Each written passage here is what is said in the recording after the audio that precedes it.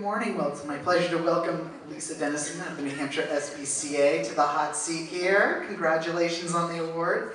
So let's start off with, we heard about an overview of some of the projects that you've tackled over the recently, and which of those projects would you say is, again, had perhaps the least impact on the environment and biggest impact on the bottom line of the organization? Well, the project was completed in March, and so we've missed our first winter season. So for us, heating 1,600 gallons of water a day, it's been the solar so far. We have been without, we haven't had to use any fuel at all to heat our water all summer long. We've had very, very hot water. So it's been a tremendous summer for that, and again, my oil tanks are full, my pellet silos are full. It's been awesome. That's great. Well, and let's talk about that a bit. So, what was the biggest challenge that you faced in implementing these processes, and how did you overcome those challenges? I'd say there were two challenges.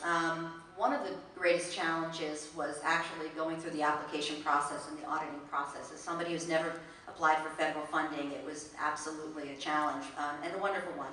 But really, the biggest challenge came in trying to determine what was the best practice to incorporate, because as I was working with different vendors, everybody had the solution and they all had a conflict of interest.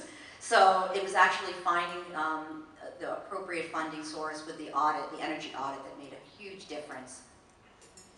And why did the board feel that these were wise investments to make as a nonprofit? There's a lot of different ways you could have invested that money towards your mission. Why was this important?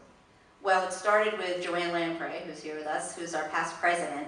And as the owner of an oil company, and as oil prices were rising, was adamant that we reduce our dependency on fossil fuels. And she began this, 4 years ago, this path that we have been on, and our current president has also championed, as has our whole board, to be able to save money and redirect those fossil fuel costs to animal care.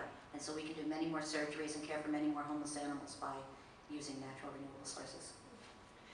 And finally, what kind of savings are you achieving by switching to wood pellet heat and some of the other methods that you've implemented?